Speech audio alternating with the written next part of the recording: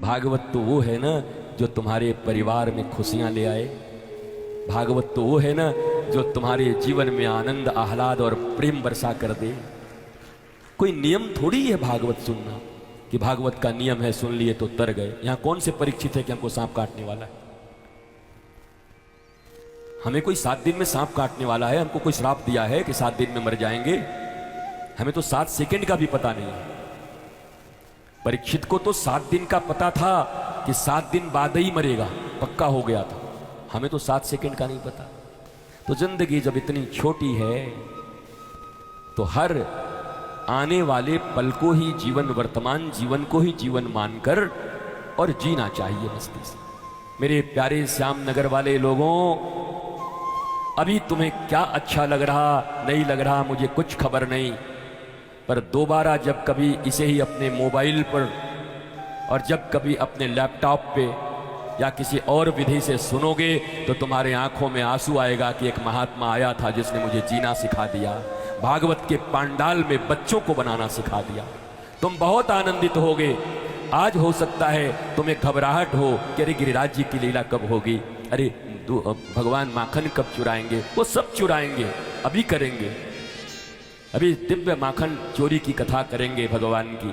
भगवान भगवान है, कर तुम अकर तुम सर्वथा समर्थ, इसे भगवान कहते हैं। कर तुम अकर तुम सर्वथा समर्थ कर तुम। जो करने योग्य कर्म भी करते हैं, न करने योग्य कर्म भी करते हैं, जो सर्वथा समर्थ हैं उनको भगवान कहते हैं। कोई कहता है भगवान कहीं ऐसे करते हैं, अरे भगवान क्या नहीं कर सकते ये पूछो। अकबर ने कहा एक दिन, बीरबल हमारे यहां तो खुदा एक है, तुम्हारे यहां इतने भगवान कहां से आ गए टोकरी भर के? जिनको देखो वही भगवान भगवान भगवान, इतना क्या जरूरत है भाई भगवान की? कोई काम पड़े तो भगवान ही उतर आते हैं। हमारे यहां तो नबी आते भेजते। तो ठीक है महाराज, समय आएगा तो जवाब देंगे।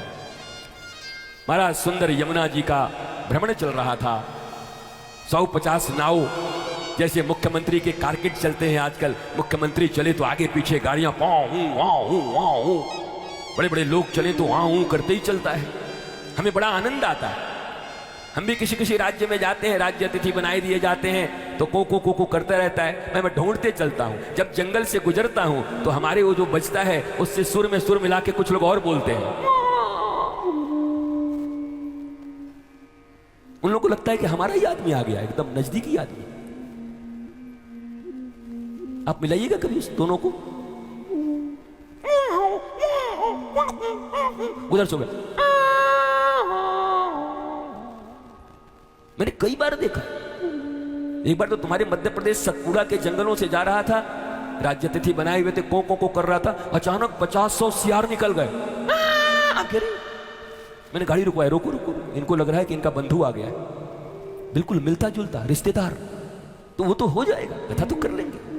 भगवान की बाल लीला, भगवान समर्थ हैं, सर्व समर्थ हैं। जो न करने योग्य है वो भी करेंगे, वो जो करने योग्य है वो भी करेंगे। बीरबल ने दूसरे दिन ऐसी कारकेट लगी हुई थी, यमुना जी में विरन चल रहा था, अकबर का बेटा था, इतना छोटा सा, इतना। बीरबल ने क्या किया, उठा करके पुतला बनवाया था बच्चे के जैसा। बच्चा को तो छुपा गया और उठा के फेंक दिया। अरे रे रे रे रे रे, शहजादे गिर गए, शहजादे गिर गए। अरे आओ देखा ना ताओ, अकबर कूद गया,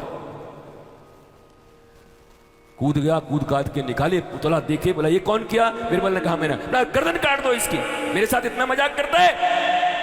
बोला महाराज गर्दन तो बाद में काटिएगा, पहले ये बताओ इतना बड़ा कारकेट, 500 नाव साथ में चल रहे हैं, बच्चा गिरा तो तुमको तो तैरने भी ठीक से नहीं आता, इतने बड़े बड़े गोताखोर और तैराक साथ में चल रहे हैं, तुम राजा हो, उनको क्यों नहीं आदेश दिए? हमारा बच्चा है, दूसरे को आदेश देते रहे, हमारे जिगर का टुकड़ा है। बोला बस बिल्कुल ऐसे ही हमारे भी भगवान ऐसे ही हैं। भगवान हिंदू धर्म में हर अपने भक्त को अपना बेटा औलाद मानते हैं, उसके लिए किसी को भेजते नहीं, स्वतः आते हैं, अवतार लेकर आते हैं। महाराज अकबर चुप हो गए। हमारे ठाकुर जी अपने औलाद के लिए स्वयं आते हैं, उनको किसी को भेजने की जरूरत नहीं है। मेरा औलाद, मेरा बेटा, मेरा बच्चा है, मेरा भक्त है, मेरी सबरी है, मेरा नामदेव है, मेरा रैदास है, मेरे कबीर है, मेरी जना है, मेरे नामदेव है। उनके हृदय में ये भाव है मेरा अपना है, नौकर चाकर से सेवा नहीं कराएंगे।